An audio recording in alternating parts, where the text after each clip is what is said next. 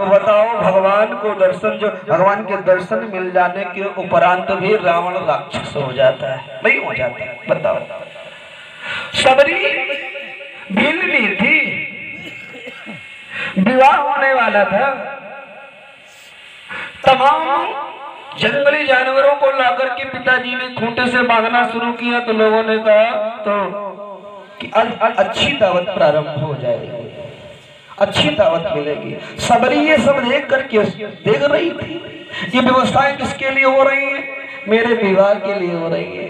कि किसके लिए बुकड़ा काटा जाएगा? मेरे विवाह के लिए काटा जाएगा। किसके लिए ये जानवर मारे जाएंगे? मेरे विवाह के लिए मारे जाएंगे। तो सबरी रोने लगे और कहा हमको ऐसा विवाह नहीं करना है जिसमें जीवों की हिंसा होती हो, जिसमें जीवों की हत्या होती हो। भागी घर छोड़ करके और आकर के मतंग ऋषि के आश्रम में बैठ गए। ऋषिवर ने देखा कि एक कन्या आई हुई है और उस समय जब सबरी आई थी मतंग जी के आश्रम में तो मात्र 10 वर्ष की थी। कितने वर्ष की? 10 वर्ष की। इसी मतंग जी पहचान गए, चरणों में गिर गए, हाथ जोड़ा। तो शिष्यों ने देखा तो बड़ा अचंभा उनको लगा कि एक 10 वर्ष की कन्या के चरणों में गिर रहे हैं मतंग ऋषि। ऐसा तो नहीं कि इनकी मति मारी गई हो।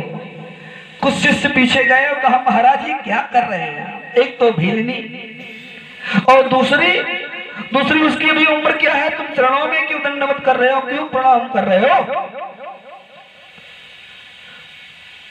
तब मतंग ऋषि ने कहा भैया मैं इसकी उम्र को प्रणाम नहीं कर रहा, मैं इसकी जाति को प्रणाम नहीं कर रहा, ये छोटी है इसलिए प्रणाम नहीं कर रहा। मैं इसलिए प्रणाम कर रहा हूं कि एक दिन भगवान दर्शन देने के लिए इसको हमारी कुटिया में आएंगे और तब से मेरा नाम भी प्रचलन में चल जाएगा, मेरा नाम भी प्रसिद्ध हो जाएगा और सबरी के गुरु के नाम से मैं भी प्रसिद्ध हो जाऊंगी। ये जगत पूज्य हो जाएगी, ये जगत पूज्य हो जाएगी। इसके अंदर वो भक्ति भाव है, इसके अंदर वो भक्ति भाव है, इसके अंदर वो गुण है, इसके गुणों को भी प्रणाम कर रहा हूं। भाइयों बहनों चिंतन करना, कल्पना करना कि एक भीलनी जिसके यहाँ प्रभु भगवान श्री रामचंद्र जी गए तो सबरी ने कहा प्रभु अधम ते अधम, अधम ते नारी और तिनमो मैं मतिमंद अगारी। जो बहुत ही नीच से नीच सी नीच है कोई, उसमें मैं हूँ और नारी हूँ और मेरी मति बहुत मंद है, मैं बहुत ज्यादा प्रखर बुद्धिमान नहीं हूँ। और प्रभु आपने दर्शन दिए, आपने तो कृतार्थ कर दिया, हमको धन्य कर दिया। तो सबरी बनी।